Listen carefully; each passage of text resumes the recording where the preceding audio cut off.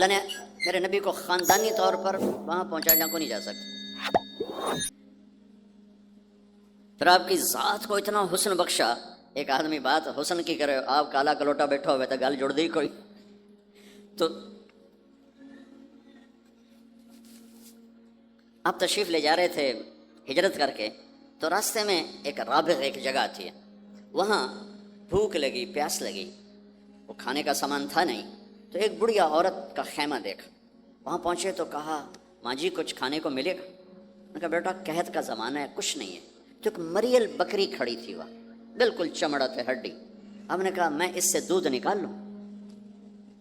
ان کا بیٹا یہ تو بن بیاہی بکری ہے اور ماس اس کے اوپر نہیں ہے، یہ کیا دودھ دے گی؟ کہ آپ اجازت دو.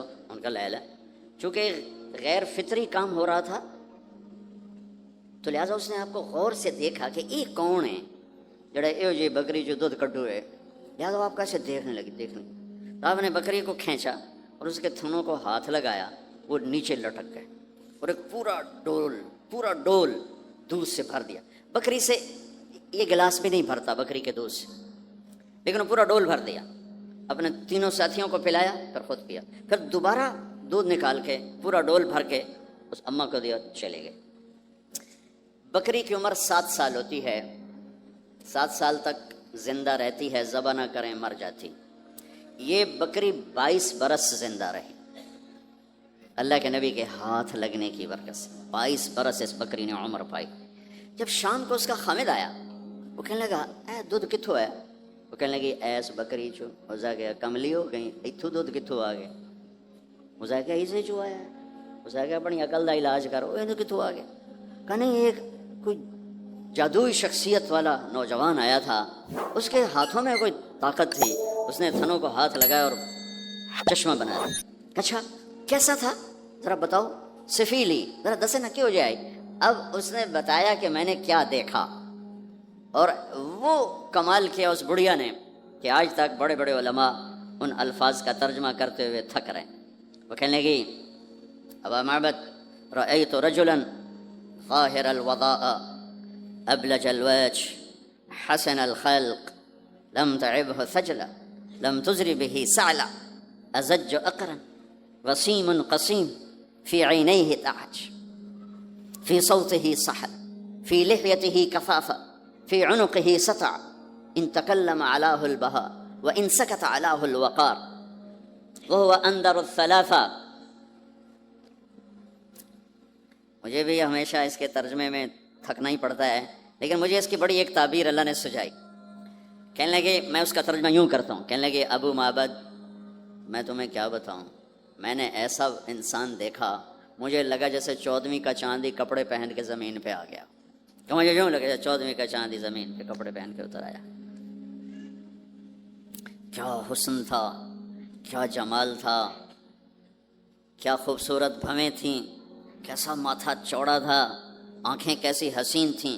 اتعج اشکل احور اہدب اکہل انجل ابرج. میرے نبی کی آنکھوں کے بارے میں 7 الفاظ آتے ہیں، 7 جو میں نے ابھی دہرائے، اور ان 7 کا ایک ترجمہ ہے کہ کائنات میں ایسی آنکھ اللہ نے کسی کو نہیں عطا فرمائی، ایسی خوبصورت آنکھیں اللہ نے عطا فرمائی آپ کو. کہ آواز میں جادو تھا، آواز میں جادو تھا، آواز دل کو پکڑتی تھی. گردن لمبی خوبصورت تھی، چہرہ 14ویں کے چاند کی طرح چمکتا تھا، اور براق الثنایا، دانت ایسے خوبصورت تھے، مسکراتے تھے تو دانتوں سے نور نکلتا دکھائی دیتا تھا، جب بولتے تھے تو نور چھا جاتا تھا، چپ ہوتے تھے وقار چھا جاتا تھا. خوبصورت سیاہ کالے بال تھے، نیم گھنگریالے بال تھے، پیٹ نہیں نکلا ہوا تھا، بال نہیں اڑے ہوئے تھے، سیدھا وجود تھا، سیدھا. کتنے ہمارے معاشرے کے لوگ ہیں، آپ سجے پاسے بیٹھے ہوں پیٹ کھبے پاسے گئے ہوں، پیٹ کھبے پاسے ہوں آپ سجے پاسے ہوں. تو اللہ نے کھانا حلال حرام بند کیا ہے، حلال کھاؤ. حلال کا بھی طریقہ سکھایا کہ ماج بنتے نہ کھاؤ، بندہ بنتے کھاؤ. اتنا نہ کھاؤ کہ چربیاں چڑھ جائیں. زیادہ کھانا انسانیت نہیں، کم کھانا انسانیت. بیچ میں بات آگے کہہ رہا ہوں. میرے نبی نے کہا سب سے بدترین برتن جسے انسان بھرتا ہے اس کا پیٹ ہے. سب سے بدترین برتن جسے انسان بھرتا ہے اس کا پیٹ ہے. اور اگر تم نے کھانا ہی ہے اور تم کہتے ہو نہیں میں نے کھانا ہی ہے، تو 3 حصے کرو، ایک غذا کے لیے، ایک پانی کے لیے اور ایک ہوا کے لیے. ایک حصہ چھوڑو، ساری زندگی بیماری نہیں آئے گی. لیکن یہاں تک کھانے کے بعد پھر ڈاکٹروں کی چاندی نہیں ہوگی تو اور کیا ہوگا؟ جب تک یہ بیکریاں ہیں، یہ کولڈ ڈرنکس ہیں اور یہ فاسٹ فوڈز ہیں، صحت مند کوئی نہیں ہوگا. بھوکے رہنے میں اللہ نے صحت رکھی، کھا کھا کے تباہی پھیر دیتے. میٹھا کھانے سے شوگر نہیں ہو رہی، زیادہ کھانے سے شوگر ہو رہی، دبا کے کھانے سے شوگر ہو رہی. اللہ میرے نبی نے کھانے کا طریقہ بھی بتایا، کھانے کی چیزیں بھی بتائیں، کھانے کا طریقہ بھی بتایا، کھانے کے آداب بھی بتائے. کہنے لگی 2 لفظ جو دنیا میں کسی انسان کے لیے استعمال نہیں، میں نے آخر میں چھوڑ دیا. کہنے لگی ابو معبد، میں جب اس کو دیکھتی تھی نا تو میرے دیکھنے کی طلب اور بڑھ جاتی تھی، پھر جب دیکھتی تھی طلب اور بڑھ جاتی تھی. وہ جب تک کھڑے رہے میری آنکھ نہیں بھری. وسیم وسیم وسیم. ابو معبد میں جدھر سے دیکھتی تھی حسن ان کا غلام تھا، ہاتھ جوڑ کے کھڑا تھا. قسیم قسیم. قسیم اسے کہتے ہیں جس کو چاروں طرف سے حسن و جمال نے گھیرا ہوا ہو، اور وسیم اسے کہتے ہیں جس کو دیکھ کے نہ دل بھرے نہ آنکھ بھرے. دنیا کا ہر حسن تھوڑی دیر دیکھنے کے بعد خوبصورتی ختم، کشش ختم. ایک ہستی کائنات میں آئی ہے میرے اور آپ کا نبی، جن کو جتنا دیکھا جاتا تھا دیکھنے کا شوق بڑھتا تھا. ام عائشہ بیٹھی کپڑا سی رہی تھی، سوئی گر گئی، تھوڑا سا اندھیرا نظر نہیں آ رہی. ہمارے نبی کمرے میں انٹر ہوئے تو آپ کے چہرے کے نور سے سوئی چمکنے لگی تو آپ نے سوئی کو اٹھایا ہے. یہ میرے نبی کا ظاہر ہے جو اللہ نے اتنا خوبصورت کر کے بنایا. پھر یہیں ہمیں زندگی کی خوبصورتی بھی ملی کہ زندگی خوبصورت ہو. زندگی خوبصورت ہوتی ہے رویوں کے ساتھ. پہلا رشتہ خامند اور بیوی ہے، پھر اولاد ہے، پھر آگے رشتے بنتے ہیں، ماں باپ ہیں. یہ سارے رشتے یہ اس زندگی سے بنتے ہیں جو میرے نبی ہمیں سکھا کر گئے. آپ بطور، چونکہ آپ نے باپ تو دیکھا نہیں، ماں کو دیکھا ہے، اور ماں کے ساتھ زیادہ عرصہ نہیں رہے، صرف 6 سال رہے ہیں. تو ماں کے ساتھ کیا ہونا چاہیے؟ ماں کے ساتھ سلوک ہوگا تو ماں دعا دے گی نا. باپ کی خدمت کرو گے تو باپ دعا دے گا نا. آنکھوں میں آنکھیں ڈال کے بات کرو گے تو زندگی، باپ کو تو نیند نہیں آئے گی، ماں کو تو نیند نہیں آئے گی. ماں باپ میں سلوک و اولاد لڑ کے بیٹھی ہو تو ماں باپ کو تو نیند نہیں آئے گی. بیوی بدتمیزی سے بات کرے تو خامند کے نیند اڑ جائے گی، خامند بدتمیزی کرے تو بیوی کی نیند اڑ جائے گی. تو یہ کہاں سے زندگی ملے گی؟ میرے نبی کے دروازے پر جاؤ، وہاں پتہ چلے گا کہ زندگی کیسے گزاری ہے. تو آپ نے اپنی اس تمنا کا اظہار کیا، کاش میری ماں زندہ ہوتی تو میں اس کی ایسی خدمت کرتا.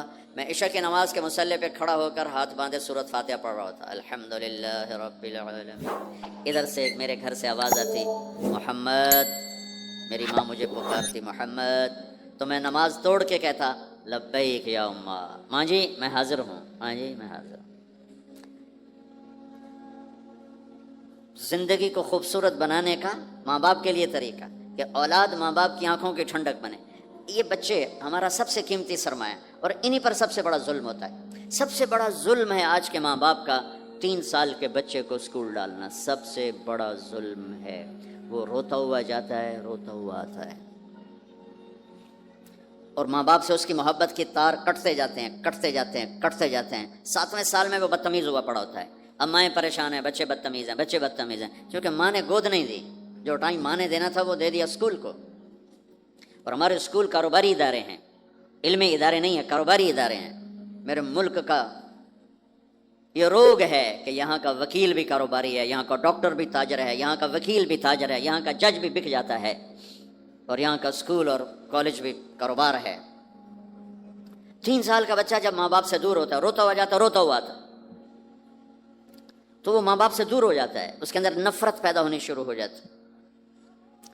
سر اٹھا، جو ہی وہ سر نکالتا ہے تو وہ ماں باپ کا نافرمان ہو جاتا ہے، بدتمیزی کرتا ہے، لڑتا ہے، جھگڑتا ہے، کیونکہ ماں اور باپ نے ٹائم نہیں دیا. اور پھر اس موبائل نے ہماری زندگی، گھر کی زندگی تباہ کر دی ہے کہ بچہ آ کر ماں سے بات کرتا ہے، ماں موبائل کو دیکھ کے بچے سے بات کر رہی ہوتی. وہ باپ سے بات کرتا ہے، وہ اپنے موبائل میں، اور بچے سے بات کرتا ہے. یہ اس بچے کی عزت کو ذبح کر دینے والی بات. آنکھ سے آنکھ ملانا عزت دینا ہے. میرے نبی پاک صلی اللہ تعالی علیہ وسلم کی طرف جب جب کوئی آپ کو بلاتا نا، یا رسول اللہ، آپ سے، تو مثلا یہ ہماری مجلس ہے، ادھر بھی لوگ ہیں ادھر بھی لوگ ہیں. اب مجھے کوئی ادھر سے بلائے تو میری تو اتنی گردن مڑے گی، کوئی ادھر سے بلائے میری اتنی گردن مڑے گی. لیکن میرے نبی پاک صلی اللہ علیہ وسلم کو ادھر سے جب کوئی آواز دیتا یا رسول اللہ، تو اب یوں نہیں کرتے تھے ہاں جی دسو کی گل ہے، اب پورا یوں کرتے تھے ایسے. بولو میرے بھائی کیا بات ہے، سبحان اللہ. آپ کو ادھر سے کوئی بولا تھا یا رسول اللہ، تب ایسے نہیں کرتے تھے ہاں جی بولو. اب پورا ایسے مڑ کر پھر فرماتے جی فرمائیے کیا بات. اب عام لوگوں کے ساتھ یہ فرماتے تھے، ہم تو اپنی اولاد کے ساتھ یہ نہیں کرتے، بیوی خامند کے ساتھ یہ نہیں کرتے، خامند بیوی کے ساتھ یہ نہیں کرتے. تو وہ ایک گیپ پیدا ہو جاتا ہے، ایک فاصلہ پیدا ہو جاتا ہے. تو میرے نبی نے بتایا کہ ماں باپ کے ساتھ کیا کرنا ہے، کہ میری ماں ہوتی تو میں نماز ہی توڑ دیتا اس کے لیے. حج کا سفر 70,000 کا مجمع تقریباً جمع ہو چکا ہے اب وہاں پہنچتے پہنچتے، اور آپ ایک دم اونٹنی کا رخ موڑ پہاڑوں میں چلے گئے. میری زندگی سفروں میں گزری ہے، ان میں خوبصورت ترین سفر میرا وہ ہے جو میں نے حضرت اماں آمنہ کی قبر پہ حاضری تھی، پہاڑوں کے اندر. آپ اندر تشریف لے گئے، مجمع بھی ساتھ ہو گیا، کدھر جا رہے ہیں، اونٹنی کو بٹھایا. پہاڑ ہے کچھ 40-50 فٹ اونچا، اس کے اوپر قدرتی ایسے ایک پلین بنا ہوا ہے جیسے اللہ نے پہلے سے سنبھال کے رکھا ہوا تھا. اب تو انہوں نے قبر کا نشان مٹا دیا ہے. تو ماں کی قبر کے سرہانے تشریف لے گئے اور گھٹنے اٹھائے، ہاتھ یہاں رکھے اور سر گھٹنوں میں دیا ایسے. یہ پوزیشن ہے چھوٹے بچے کے رونے کی، جب وہ رونا چاہتا ہے تو پھر اپنے پاؤں اٹھا کر یوں کر دیتے. پھر اس کے بعد آپ ایک معصوم بچے کی طرح روئے، اور اتنا روئے کہ آپ کی ساری داڑھی آنسوں سے تر ہو گئی، آپ کا احرام تر ہو گیا، اور اپریل کی دھوپ تھی. اور آپ نے فرمایا میں آج رات یہیں قیام کروں گا. میں وہاں گیا ہوں، وہاں 2 آدمی نہیں ٹھہر سکتے. میرے نبی نے کہا میں یہیں ٹھہروں گا. آگے کوئی 6-7 میل دور انتظام تھا حاجیوں کے اس قافلے کے ٹھہرنے کا، کچھ لوگ چلے گئے ہوں گے، لیکن آپ نے وہ رات اپنی ماں کے سرہانے گزاری. اور میں جب وہاں پہنچا تو مجھے چونکہ سیرت پڑھی تھی تو مجھے چشم تصور میں وہ نظر آ رہا تھا. حضرت آمنہ کی عمر صرف 25 برس تھی اور ہارٹ اٹیک ہوا اچانک، بولا نہیں جا رہا. اور اللہ کے نبی ماں کو دیکھ کے گھبرا رہے ہیں کہ کیا ہوا، 6 سال کا بچہ پہلی موت دیکھ رہا ہے، وہ بھی ماں کی. تو مجھے ہارٹ اٹیک ہوا تو بولا نہیں جاتا، بلا رہے ہیں بولا نہیں جا رہا، آوازیں نکل رہی. تو بلا رہے ہیں ام ایمن بھی ساتھ ہے، آوازیں نکل رہی، لیکن بجھنے سے پہلے شمع کے جو بھڑکتی ہے 2 لفظ بولے، کل حی میت و کل جدید بال وقد ولدت طہرا. میرے بچے ہر جوانی ڈھلتی ہے اور ہر زندگی موت کا نوالا بنتی ہے. مجھے لگتا ہے میرا وقت آ گیا ہے، لیکن میں ایک ایسے بچے کو چھوڑ کے جا رہی ہوں جو ساری دنیا کو پاک کر دے، پاکیزہ چھوڑ کے جا رہے ہیں. تو پتھروں میں ہی دبایا، کوئی کھودنے کا تو انتظام ہی نہیں تھا. تو جب پہاڑ سے نیچے اترے تو اللہ کے نبی نے ایک دم ہاتھ چھڑایا، دوڑ لگائی اور پھر پہاڑ پہ چڑھ گئے. تو ام ایمن آپ کی ماں ہے، دودھ پلا. 8 عورتوں نے میرے نبی کو دودھ پلا، ان میں ام ایمن بھی. وہ جب پیچھے گئیں تو ایسا منظر تھا جس کو دیکھ کر شاید زمین بھی رو رہی ہوگی اور آسمان بھی اور ابوا کے پہاڑ بھی. آپ ماں کی قبر پر ایسے لپٹے ہوئے اپنے سینے کو پتھروں کے ساتھ اور یوں دونوں ہاتھوں سے پتھر لیے ہوئے تھے. جب آپ ام ایمن قریب آئیں تو آپ سنا تو آپ فرما رہے تھے ماں جی آپ کے سوا تو میرا کوئی نہ تھا، آپ بھی مجھے چھوڑ کے چلی گئیں، میرے لیے اب کس کی گود ہے. تو ام ایمن رضی اللہ عنہ نے اٹھانا چاہ کے بیٹا اٹھو، تو آپ نے انکار کر دیا. تو میں نے کھینچ کے نیچے لائیں اور زبردستی لائیں اور اونٹنی پر بٹھایا. اور آگے 2 راتوں کا سفر تھا، وہ سب میرے نبی کے خاموش آنسوؤں سے آپ کا گریبان تر ہوتا گیا. اور آگے نہ کوئی خالہ ہے، نہ کوئی اور آسرا ہے، نہ باپ ہے. باپ اور ماں ہی بڑا سارا ہوتے. دادا نے کفالت میں لیا 8 سال کی عمر میں، ان کا بھی اللہ ان کو بھی اپنے پاس بلا لیا. تو وہ سارا منظر میرے سامنے گھوم رہا تھا، اوپر سے سورج ڈوبنے والا تھا. تو عجیب کیفیات تھے، وہ میں بیان نہیں کر سکتا ہوں. کہ اللہ کی قسم اگر آپ اور میں زندگی کو خوبصورت بنانا چاہتے ہیں تو اپنے نبی کی زندگی کو سیکھنا ہوگا، ان بچوں کو سکھانا ہوگا. ہم نے کوئی کاروباری کام نہیں کیا ہے کہ ہم اسے کوئی کاروبار کر رہے ہیں، کوئی پیسہ کما رہے ہیں، حاشا وکلا حاشا وکلا. ہماری یہ نسل، ان کے ساتھ کاروبار کر رہا ہوں کہ یہ پروان چڑھیں اپنے نبی کی محبت کے ساتھ، یہ پروان چڑھیں اپنے حبیب کے نقش قدم پر چلنے کے ساتھ. ان کے اندر اللہ اس کے نبی کی محبت، ہر بچے بچی کے اندر اللہ نے اپنے اور اپنے حبیب کی چپ ڈال دی، اس کو نکالا نہیں جا سکتا. میں اس کو ایکٹیویٹ کرنا چاہتا ہوں کہ اللہ کرے ان کے جذبے اللہ کے نبی کے ساتھ جڑ جائیں، پھر ماننا آسان ہو جاتا، پھر اطاعت آسان ہو جاتی. جب محبت نہیں ہوتی تو اطاعت نہیں آتی. تو میرے بھائی بہنوں، زندگی کی خوبصورتی کا تعلق میرے نبی والے خوبصورت اخلاق کے ساتھ.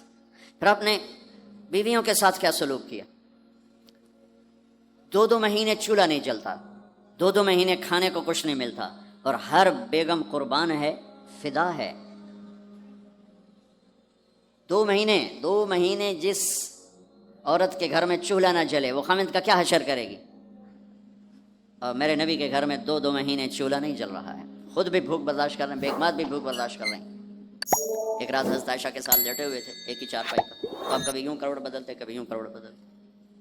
پھر ایک دم آگے بڑھے اور چارپائی کی لکڑی کے اوپر ایسے پیڑ کو ٹیک کر نیچے جھک گئے. تو عائشہ اٹھ کے بیٹھ گئے، یا رسول اللہ کیا ہوا؟ آپ سیدھے ہو کر فرمایا، عائشہ بھوک بڑی لگی. جس کے ہاتھ میں جنت کی چابی ہو، جو میرے نبی کا، میرے اللہ کا محبوب اور حبیب ہو، جس سے پردے ہٹا کر میرا رب کلام کر چکا ہو، جسے قاب قوسین او ادنا کا مقام دے چکا ہو، اور جس سے آگے مقام محمود پر بٹھانے والا ہو، اور جس کی شفاعت سے جنت کا دروازہ کھلنے والا ہو، عائشہ بھوک بڑی لگی. تو عائشہ رونے لگی کہ یا رسول اللہ آپ اللہ سے بات کیوں نہیں کرتے ہیں؟ کہ نہیں عائشہ، اسی بھوک میں اللہ سے ملوں گا. مجھ سے پہلے جو نبی میرے ساتھی تھے وہ بھی اسی طرح چلے گئے، میں بھی ایسے ہی چلا جاؤں گا. اور اس کے باوجود بیویاں قربان ہو رہی ہیں، فدا ہو رہی ہیں. کس چیز نے باندھا ہوا تھا؟ میرے نبی کے سلوک نے، میرے نبی کے اخلاق نے. اللہ کی قسم، میرے نبی کی شادیاں شوق کی شادیاں نہیں تھیں. ایک حدیث سناتا ہوں، ما تزوجت وما زوجت الا بوحی من السماء نزل به جبریل. سن لو لوگو، میں نے جہاں شادی کی، میں نے جہاں بیٹی دی، پہلے آسمان سے وحی آئی، جبریل لے کر آیا، پھر میں نے شادی کی. تو یہ شوق کی شادیاں نہیں ہیں، زندگی سکھانے کی شادیاں ہیں. کیونکہ سب سے مشکل رشتہ خامند اور بیوی ہے، سب سے مشکل رشتہ خامند اور بیوی ہے. اس وقت طلاقیں کیوں بڑھ رہی ہیں؟ ایک تو یہ ہماری یہ جو فاسٹ فوڈ ہے، اس نے ہمارے اندر جو ایک نیچرل سسٹم تھا اسے ڈسٹرب کر دیا ہے. تو غصہ بڑھ گیا ہے، برداشت گھٹ گئی ہے، چھوٹی چھوٹی باتوں پہ گھر اجڑ رہے ہیں. پہلے یورپ میں سنتے تھے، اب یہاں پاکستان آج شادی ہوتی 4تھے دن طلاق ہو رہی ہوتی. میں وہاں بیان کے لیے نکل رہا تھا مانچسٹر، تو میرے ساتھ جو گاڑی چلا رہا تھا، میں نے پوچھا آپ کیا کرتے ہو؟ لاہور کا تھا. کہا جی میں وکیل ہوں. میں نے کہا یہاں کوئی جھوٹے کیس ہوتے ہیں جیسے پاکستان میں؟ کہا جی نہیں، یہاں جھوٹا کیس کوئی نہیں ہوتا، جو بھی ہوتا ہے جینون ہوتا ہے. میں نے کہا یہاں مسلمانوں کے لڑائی جھگڑے آتے ہیں؟ کہا جی ہاں جی آتے ہیں. میں نے کہا سب سے زیادہ کیا جھگڑے آتے ہیں؟ کہا جی سب سے زیادہ طلاق کے آتے ہیں. طلاق طلاق طلاق طلاق. کہ نہیں سیکھا، زندگی برداشت کا نام ہے، برداشت کرنا سیکھا نہیں. میرے نبی نے 11 شادیاں کی، ہر قسم کی عورت کے ساتھ شادی کی. خاندان کے اندر، برادری کے اندر، اور خاندان برادری سے باہر. یہی 3 نسبتیں ہیں. اپنے خاندان میں قریش، تو آپ کی کئی بیگمات قریش، حضرت عائشہ، حضرت حفصہ، حضرت زینب، حضرت ام حبیبہ، یہ سب قریش ہیں. قریش سے باہر حضرت میمونہ، حضرت جویریہ، یہ قریش سے باہر ہے برادری. پھر برادری سے بھی باہر شادی کی یہود، حضرت صفیہ یہودی کی بیٹی ہیں، ان کے ساتھ شادی کی. ہر نسل سے شادی کی. اوپر والے کا نظام ہے، اپنے سے مالدار حضرت خدیجہ، اپنے برابر ام سلمہ، ام حبیبہ، اپنے سے کم فخر میں جویریہ، صفیہ، اپنے سے غربت کے ساتھ نہیں. عمر سے بڑی کے ساتھ شادی کی حضرت خدیجہ. ہم عمر کے ساتھ شادی کی حضرت سودا. عمر سے کم سے شادی کی حضرت عائشہ. بیوہ سے شادی کی حضرت خدیجہ. مطلقہ سے شادی کی حضرت زینب. کنواری سے شادی کی حضرت عائشہ. جتنی بھی نسبتیں کسی عورت کی بن سکتی ہیں، ان سب میں اللہ نے آپ کو استعمال کر کے زندگی گزارنے کا طریقہ سکھایا. تیز مزاج کے ساتھ شادی کی حضرت حفصہ رضی اللہ تعالیٰ عنہ. مزاج میں تیزی تھی. حضرت عمر رضی اللہ تعالیٰ عنہ کی بیٹی، مزاج میں شدت تھی، زندگی گزار کے دکھایا۔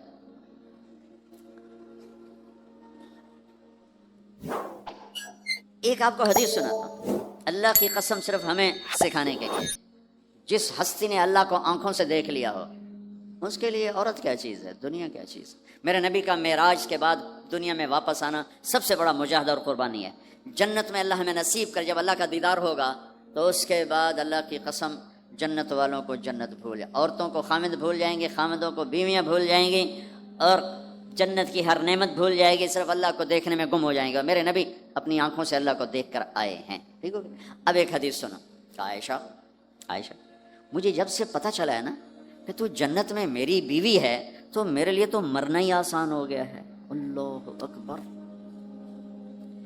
یا عائش انہ لیہون علی ان اریتک زوجتی فی الجنہ، میرے رب کی قسم ہمیں آپ کو سمجھانے کے لیے، ہمیں آپ کو بتانے، عائشہ مجھے جب سے پتہ چلا ہے نا کہ تو جنت میں میری بیوی ہے، مجھے تو مرنا اچھا لگنے لگا ہے، مجھے تو مرنا اچھا لگنے لگا ہے کہ تو جنت میں میری بیوی ہے۔ سبحان اللہ۔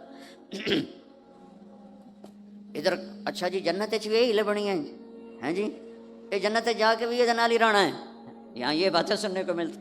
اور میرا نبی کہہ رہا ہے عائشہ مجھے پتہ چلا ہے کہ تو جنت میں میری بیوی ہے تو میرے لیے تو مرنا ہی آسان ہو گیا۔ سبحان اللہ، کیا خوبصورت، اللہ کی قسم یہ دلداری تھی۔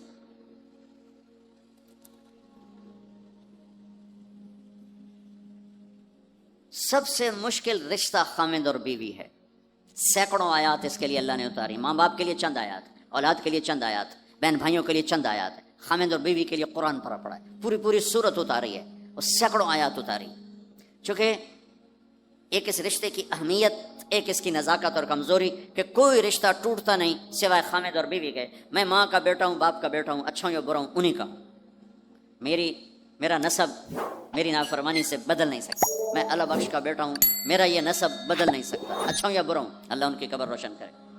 خامد اور بیوی کا رشتہ ایک بول پہ ٹوٹ جاتا ہے، ایک بول پہ ٹوٹ جاتا ہے، اس لیے اس کو بچانے کے لیے آیات آیات آیات۔ اور میرے نبی کی شادیاں کہ کس طرح ایک گھر کو لے کے چلتے ہیں، کس طرح ہر مزاج کی عورت کے ساتھ سلوک کرتے ہیں۔ جہاد کا سفر، کاروباری سفر نہیں میرے نبی کا، اور چلنے لگے، اعلان ہوا کوچ کرو، سب نے سواریاں کس لیں، سامان کس لیا، یوں چلنے کا حکم ہو رہا ہے۔ اور حضرت عائشہ رضی اللہ نے اپنا یوں دیکھا، اونٹنی پہ بیٹھ گئی تھیں، ہار کوئی نہیں، یا رسول اللہ میرا تو ہار کوئی نہیں، میرا ہار گم ہو گیا ہے، میرا ہار تلاش کریں ہم پھر چلیں گے۔ تو میرے نبی کہتے تو وڈی آئی نواب زادی، میں جہاد تے پہ جانا تینوں ہار دی پائے گی، چل اگو لگ۔ میرے نبی نے کہا چلو بھائی عائشہ کا ہار تلاش کرو۔ اللہ کی قسم میں جب یہ واقعات پڑھتا ہوں یا سناتا ہوں میں خود حیرت میں ڈوبا ہوتا ہوں کہ کیا کر دیا میرے نبی نے، جہاد کا سفر، اور میرے نبی کا ہار تلاش کرو بھائی، اب سارے ہار تلاش کر رہے ہیں۔ کچھ دن چھپ گیا، ہار کی تلاش تو بند ہو گئی اور سفر بھی بند، چونکہ اندھیرے میں کہاں جائیں گے، اور آپ کے ماتھے پہ شکن، عائشہ تیری وجہ سے ساری مصیبت ہے، اللہ دے بندی تو ہار دے مگر پہ گئی، کیڑی گل ہے ہار دی، ایک لفظ نہیں فرمایا۔ سارے قافلے نے قیام کیا، عشاء تک تو پانی تھا وضو کا، پانی ختم ہو گیا، عشاء مغرب عشاء پڑی کٹھی تو پانی ختم ہو گیا۔ اب پانی ختم ہو گیا تو فجر کی نماز آ رہی ہے، پانی کوئی نہیں ہے، تو سارے صحابہ نے ابو بکر پہ چڑھائی کی، ویکھے تیری دھی تے مگر ساڑے نال کی بنی، ہن اسی نماز کیویں پڑھنی ہے، پانی تو ہے نہیں تے وضو کیویں کرنا ہے۔ اب ابو بکر کو غصہ چڑھا، اس ایک دم، وہ تو باپ تھے، وہ گھس گئے خیمے میں۔ آگے دیکھا تو اللہ کے نبی اما عائشہ کی گود میں سر رکھ کے سوئے ہوئے تھے، اور اما جی ایسے بیٹھی تھی، آپ کو سارا دیکھ رہی۔ اب بولیں تو خطرہ ہے آنکھ کھل جائے گی، اور غصہ بھی چڑھا ہوا ہے، باپ بھی ہیں، تو اب مجھے دیکھو کیا کر رہے تھے۔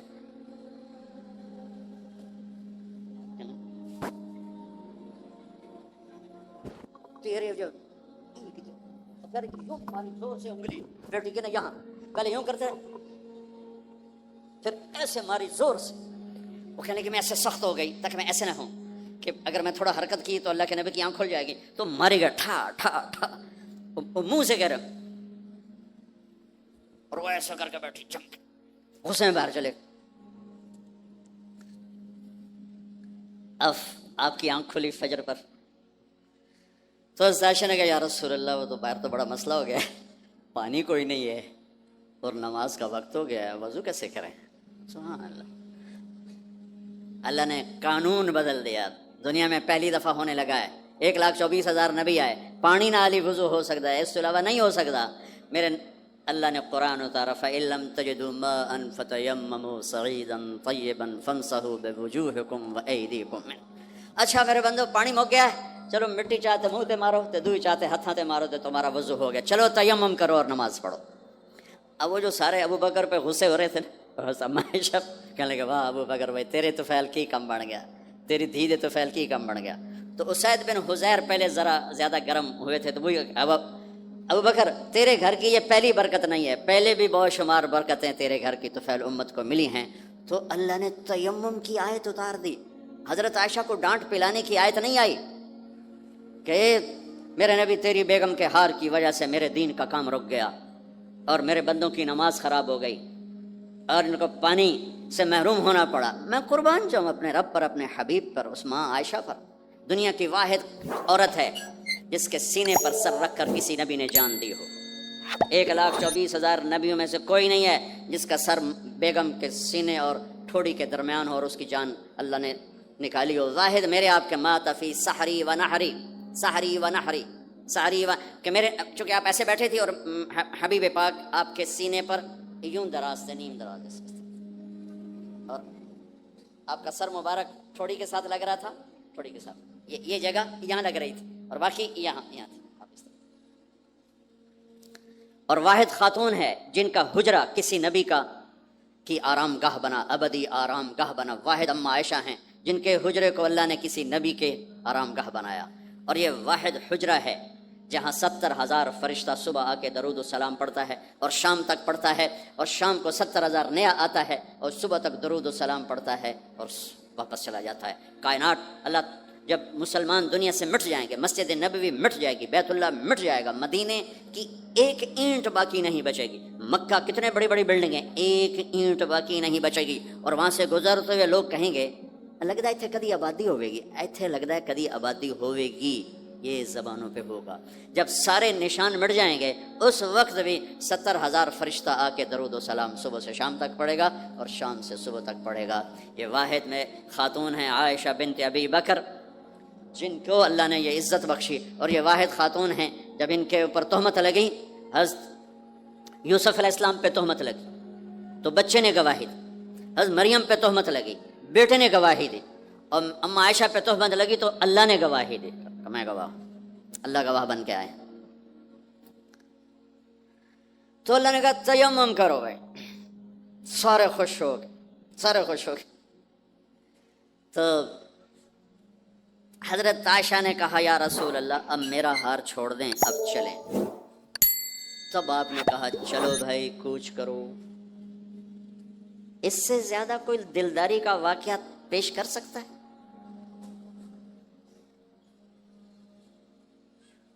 سبحان۔ اور جب اونٹنی کو اٹھایا گیا وہ ہار کا دھاگا ٹوٹا اور پھسل کے اونٹنی کے نیچے چلا گیا، وہ سارے کھبے سجے ویندے رہ گئے، ہار نیچے پڑا تھا۔ جب اونٹنی کو اٹھایا تو ہار نیچے سے نکلا، تو صاحب نے کہا لے بھائی عائشہ تیرا ہار بھی لب گیا۔ یہ دلداری ہے میرے نبی کی، یہ ہمیں سکھایا۔ کہیں عورتوں کی بدتمیزی بھی انتہا کو پہنچی ہوتی ہے اور اپنے گھر اجاڑ دیتی ہیں اپنی زبان کی شدت کی وجہ سے، اپنی بد اخلاقی کی وجہ سے، لیکن کوئی زیادہ معاملہ مردوں کی طرف سے خراب ہوتا ہے تو شریعت نے بھی اس کو زیادہ بیان کیا اور میرے نبی نے بھی اس کو اجاگر کیا۔ اور میرے نبی کی آخری تقریر، آخری خطبہ حجۃ الوداع کا صرف ایک رشتے کو بیان کیا، صرف ایک رشتے کو بیان۔ ہم کتنے رشتوں میں جکڑے ہوئے ہیں، ماں باپ، بہن بھائی، چاچا تایا، خالہ خالو، دادا دادی، نانا نانی، ساس بہو، کتنے ہم رشتوں میں جکڑے ہوئے ہیں۔ میرے نبی نے صرف ایک رشتے کا حق بیان کیا، استوصوا بالنساء خیرا، میں تمہیں تمہاری بیویوں کے بارے میں وصیت کر رہا ہوں ان کے ساتھ اچھا سلوک کرنا۔ صرف ایک رشتے کو بیان فرمایا، چونکہ یہ بنیادی رشتہ ہے، یہاں سے خاندان بنتا ہے۔ جب یہ ٹوٹ جاتا ہے اور ہمارا جوائنٹ فیملی سسٹم ہے تو کہیں ساس توڑ رہی ہے، کہیں سسر توڑ رہا ہے، کہیں نندیں توڑ رہی ہیں، کہیں خود خامد اپنی بے وقوفی کی وجہ سے توڑ رہا ہے، کہیں بیوی اپنی حماقت کی وجہ سے اس رشتے کو توڑ رہی ہے۔ ایک عورت آئی، ایک لڑکی آئی، یا رسول اللہ میری شادی ہونے لگی، میرے خامد کا کیا حق ہے میرے اوپر؟ دونوں طرف کی میرے نبی نے زندگی سکھائی۔ میرے نبی نے فرمایا تیرے خامند کے جسم پہ پھوڑے نکل آئیں، پھوڑوں میں گندا پانی جمع ہو جائے، پیپ جمع ہو جائے، اور تو زبان سے چاٹ چاٹ کے اس کے زخموں کو دھوئے، تو بھی تو نے اپنے خامند کا حق ادا نہیں کیا ہے۔ دوسرا، لائف کو بیلنس کیا میرے نبی نے، کہ ایک گھر کیسے چلتا ہے، وہ کس طرح خوبصورت بنتا ہے، وہ میرے نبی کے اخلاق ہیں۔ آپ سب سے ایک بات کرتا ہوں، برداشت کرنا سیکھ لیں، زندگی خوبصورت ہو جائے۔ صرف سارے اخلاق کو میں جمع کروں ایک لفظ میں، برداشت، اور اس کو شریعت میں صبر۔ صبر کرنا سیکھ لیں، زندگی خوبصورت ہو جائے گی۔ بچیاں ساس کی شکایت کر رہی ہوتی ہیں، کبھی خامند کی شکایت کر رہی ہوتی ہیں، کبھی اولاد ماں باپ کی شکایت کر رہی ہوتی ہے، کبھی اولاد ماں باپ کی شکایت کر رہے ہوتے ہیں۔ شکایتوں سے جہان بھرا پڑا ہے۔ آپ شکایتوں کو دفن کر کے ہونٹ سی لیں، صبر، آہ نہ کر لبوں کو سی، عشق ہے دل لگی نہیں، سینے پہ تیر کھائے جا، آگے قدم بڑھائے جا، یعنی زبان حال سے کہہ دے کہ ہاں ستائے جا۔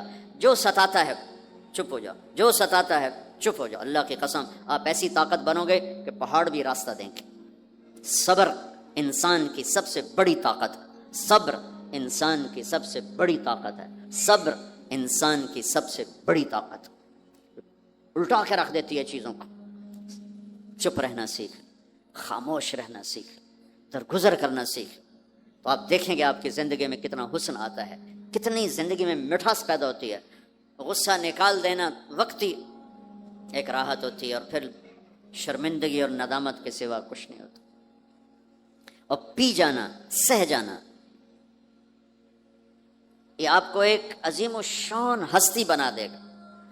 آپ کی دعائیں عرش سے جا ٹکرائیں گی۔ چپ رہنا ان بچوں کو سکھائیں، خاص طور پر اپنی بیٹیوں کو چپ رہنا سکھائیں کہ میں دکھ سے کہتا ہوں میرے دیس کا سسرالی معاشرہ ظالم ہے، ظالم ہے، ظالم ہے۔ اس میں نہ کوئی نمازی کی قید ہے، نہ بے نمازی کی، نہ دیندار کی، نہ بے دین کی، نہ کسی پردے والے گھر کی، نہ بے پرد گھر کی۔ سسرالی معاشرہ بہت ظالم ہے، بہت ظالم۔ جوائنٹ فیملی سسٹم عذاب بن چکا ہے، عذاب۔ پہلے ایک رحمت تھی یہ کہ سب کو اپنے حقوق حدود کا پتہ تھا، اب کسی کی زندگی میں دخل دینا یہ ہمارے اخلاق بن چکے ہیں، تو ہم اپنی زندگیوں کو خراب کر چکے ہیں، برباد کر چکے ہیں۔ پھر اولاد کے ساتھ کیا کرنا ہے؟ میرے نبی نے حسن حسین کے ساتھ 7 سال گزارے، حسین کے ساتھ 6 سال، حسن کے ساتھ 7 سال علیہم السلام رضی اللہ عنہما۔ 7 سال میں بچہ سمجھدار ہوتا ہے، ایک نصیحت نہیں کی، ایک نصیحت، 7 سال ایک نصیحت نہیں پائیں گے آپ۔ اتنے بڑے نبی، اتنا بڑا انسانیت کا بوجھ، اور روزانہ ٹائم نکال کے بچوں کے پاس آ کر بیٹھتے تھے، ان کے ساتھ کھیلتے تھے، کشتی کرتے تھے، اور بھائیوں کو لائن میں کھڑا کر دیتے تھے۔ تو حضرت جعفر جوانی میں شہید ہو گئے، ان کے بچوں کو، عون، عبداللہ، محمد، ان کے 3 بیٹے تھے، ان کو بھی بلا لیتے اور ایسے ان کو لائن میں کھڑا کر کے پھر ایسے بائیں پھیلا، ہاں بھائی آؤ بھائی مجھے پکڑو، کون ہے جو مجھے پہلے ہاتھ لگائے گا، کون ہے جو مجھے پہلے ہاتھ لگائے گا۔ وہ دوڑ لگاتے، پانچوں کا پانچوں، کوئی سر پہ چڑھتا، کوئی کمر پہ چڑھتا، کوئی گود میں گرتا، اور میرے نبی بیٹھ کے مسکراتے۔ ایک مجھے بات یاد ہے، صرف ایک یاد، کہ حضرت امام حسن رضی اللہ تعالیٰ عنہ علیہ السلام، انہوں نے صدقے کی کھجور اٹھائی اور منہ میں ڈال لی، صدقے کا آیا تھا مال، تو ایک کھجور اٹھا کے منہ میں، تو ہم کہا بخ بخ بخ، تب نے منہ میں نا انگلی ڈال کے کھجور نکال لی کہ بیٹا ہمارے گھر پہ صدقہ جائز نہیں ہے، اس کو پھینک دو۔ بس یہ ایک بات مجھے اپنے نبی کی زندگی میں ملتی ہے، ٹائم دیا، محبت دی۔ کمال کی بات ہے نہیں، اتنی بڑی ہستی ہو اور بچوں کے لیے گھوڑا بنے کھڑے، آؤ بھائی آؤ بھائی، دونوں ہاتھ بھی ٹیک دیے، گھٹنے بھی ٹیک دیے، آؤ بھائی میری کمر پہ چڑھ جاؤ۔ ان کو کمر پہ چڑھایا اور پورے کمرے میں چکر لگا رہے ہیں، چکر لگا رہے ہیں، اور پھر ان سے کہہ رہے ہیں تمہارا اونٹ کیسا؟ اونٹ متیا سواری کو کہتے ہیں، لیکن عام طور پر متیا عربی میں اونٹ کے لیے بولا جاتا۔ تو پوچھتے بچوں تمہاری سواری کیسی ہے؟ پھر دونوں بھائیوں کو اتار دیتے اور نواسی حضرت زینب ان کو اٹھاتے اور اپنی کمر پہ بٹھا کر کمرے میں چکر لگا رہے ہیں، چکر لگا رہے ہیں، چکر لگا رہے ہیں۔ یہ مائیں روز ٹھوکی کھلوتے، ایدو تھپڑ، ایدو تھپڑ، ایدو تھپڑ، ایدو تھپڑ۔ ساری مائیں سکول ماسٹر بنی ہوئی ہیں، اور ٹھوکے جاؤ، ڈنڈے ماری جاؤ، بس ایسی بے وقوف ہیں کہ جتنی محنت یہ کھانے پر کرتے، اپنے کپڑے کو سجانے پر کرتے، اس کا 100واں حصہ بچوں پہ کریں، ان کے بچے جنید بغدادی بن جائیں۔ ایک اسکول کے حوالے کیا 3 سال کی عمر، پھر ٹیوٹر کے آتے، ٹیوٹر کے حوالے، اکیڈمیوں کے حوالے، وہ پتر ان کے روبوٹ ان کدی بھجے جاندے، کدی بھجے جاندے، کدی بھجے جاندے. اے آیا کہ بی آیا، اے بھی سانو آ برباد کیتا ہے. اور سنو، چلو یہ تو گھر کی بات ہے نا. ایک دفعہ حسن حسین کی کشتی کرواتے تھے، آؤ بھائی کشتی کرو بھائی. ایک دن کا واقعہ نہیں، یہ آئے دن کا واقعہ. لیکن ایک واقعہ کہ حسن حسین کی کشتی ہو رہی، حسین چھوٹے تھے، حسن بڑے تھے، تو حسن دبا رہے ہوں گے حسین کو، تو آپ حضرت حسین کو شاباش شاباش حسین ای ہے، حسین ای حسین، یعنی حسین زور لا، حسین زور لا، شاباش شاباش. اماں بول پڑی فاطمہ جنت کی سردار، یا رسول اللہ آپ ساری شاباش حسین کو دیے جا رہے ہیں، حسن کو نہیں دے رہے. ہم نے کہا فاطمہ یہ جبریل میرے پاس کھڑا ہوا ہے، یہ بھی حسین کو شاباش دے رہا ہے، تو اس کے پیچھے میں بھی حسین کو شاباش دے رہا.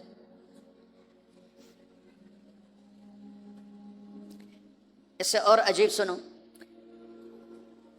آپ فرض نماز پڑھا رہے ہیں، فرض نماز نفل نہیں، گھر میں نہیں مسجد میں، اور آپ سجدے میں گئے اور حسن نے چھلانگ لگائی اور کمر پہ جا کے بیٹھ گیا، اور اینجے بندہ کرسی تو ٹھوک کے بیٹھ جاتا.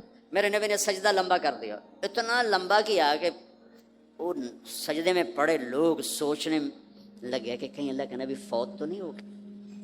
تو جو سامنے والی صف تھی انہوں نے یوں کر کے دیکھا، پچھلوں کو تو نظر نہیں آنا، انہوں نے اینج کر کے دیکھا تو دیکھا تو حسن سجدے اوپر چڑھے ہوئے. تو ایک صحابی جو قریب تھے انہوں نے ایسے ہاتھ آگے بڑھایا اتارنے کے لیے، تو میرے نبی نے بغلوں سے دیکھا کہ ایک ہاتھ آگے آ رہا ہے، تو آپ نے سجدے میں یوں کیا، میرے بچے کو کچھ نہ کہو، جب تک حسن نہیں اترے آپ سجدے میں پڑے رہے. اور ایک اور تماشا ہوتا تھا، چونکہ اب نماز لمبی پڑھاتے تھے، لمبی ہوتی تھی نماز، تو آپ ذرا پاؤں کا فاصلہ ہے، تو حسن ادھر بیٹھتے حسین ادھر بیٹھتے. نماز میں میرے رب کی قسم سنا رہا ہوں، اب یہ دونوں کی آپس میں نا وہ شروع ہو جاتی، وہ ادھر وہ ادھر. پہلے حسن پار کرتے تو حسین ادھر آ جاتے، پھر حسین ادھر جاتے تو حسن یوں آ جاتے. پورے قیام میں یہ دونوں بھائی یوں یوں کرتے رہتے تھے، یوں، وہ ادھر وہ ادھر وہ ادھر وہ ادھر. سبحان اللہ، نماز ہو رہی. اس سے عجیب سنو، آپ نے اپنی بیٹی حضرت زینب، آپ کی بڑی بیٹی زینب، ان کی بیٹی امامہ کو ظہر یا عصر کی نماز پڑھا رہے ہیں، کہاں بٹھایا ہوا ہے؟ میں پہلے بیان کرتا ہوں، یہاں بٹھایا ہوا ہے علی یدہ، لیکن میں نے اب چند دن پہلے حدیث پڑھی، یہاں نہیں بٹھایا، یہاں نہیں بٹھایا، یہاں بٹھایا ہوا تھا، یہاں کندھے پر بٹھایا ہوا تھا، یہاں علی عاتقہ، اس کو عاتق کہتے ہیں. اور نماز پڑھا رہے تھے. جب آپ رکوع میں جانے لگے تو یہاں سے پکڑا اور آرام سے اس کو ساتھ بٹھایا، پھر رکوع کیا، قومہ کیا، سجدہ کیا، سجدے سے جب اٹھے تو پھر امامہ کو اٹھا کر کندھے پہ بٹھا کے پھر نماز شروع کر دی. 4 رکعتاں میرے نبی انج پڑھائیاں کہ نواسی یہاں بیٹھی ہوئی ہے صرف زندگی سکھانے کے لیے، صرف زندگی سکھانے کے لیے. بچوں کو پیار اتنا دو کہ وہ آپ پہ قربان ہوں. ڈنڈا، سوٹا، تھپڑ، بدتمیزی، ڈانٹ ڈپٹ، یہ دوریاں پیدا کر دیتی. بہت چھوٹی عمر میں نے سگریٹ پینے شروع کر دیے، 7-8 سال کی عمر میں نے سگریٹ پینے شروع کر دی. گاؤں میں تھے تو کوئی ماحول تو تھا نہیں، تو گھر والوں کو پتہ چل گیا. تو اب مجھے سگریٹ سے روکنے کے لیے سمجھایا جا رہا ہے. کیسے سمجھایا جا رہا ہے؟ میری ماں نے میرا منہ کھولا نہیں کر کے، تو میرے ماسی نے چمٹا نپے تے وچ انگارا ہے تو این کر ٹھوکاں تیرے منہ وچ، ٹھوکاں تیرے منہ وچ. یہ مجھے سگریٹ سے روکا جا رہا ہے. جی مجھے منظر نہیں بھولتا، میری ماں نے دونوں ہاتھوں سے میرے جبڑے یوں کھینچے اور میری ماسی نے انگارا چمٹے میں ڈال کر، پاما تیرے منہ وچ، پاما تیرے منہ وچ، پینے کا سگریٹ؟ او میں نہیں پیندا، او میں نہیں پیندا. ٹھیک، باہر نکل کر میں نے پہلا کام سگریٹ سلگایا. اور میرے چھوٹے بھائی نے دیکھ لیا میری مصیبت تیربیاں. وہ مجھ سے بھی 2 سال چھوٹا، 5 سال تھا، میں 7 سال اور 5 سال. میں کہتا میری شکایت لاوے گا، میں کہا تلی میں دیا میں نے سگریٹ اس کے منہ میں لگایا، تو بھی پی میں بھی پینا، تاکہ میری شکایت نہ لگائے. تو آج کے ماں باپ بڑے جاہل ہیں، ہم بڑے ایجوکیٹڈ ہیں، میں کہتا ہوں انتہائی جاہل ہیں. جنہیں بچے کو لے کے چلنا نہیں آتا، جنہیں رشتوں کی قدر نہیں، انہوں نے خاک پڑا ہے، کاغذ کی ڈگریوں کو علم بنا کے پھرتے ہیں، جسے میرے نبی کی زندگی کا پتہ نہیں. اللہ کی قسم جانور سے بدتر ہے، جاہل ترین ہے جسے اپنے آقا کی زندگی کی خبر نہیں.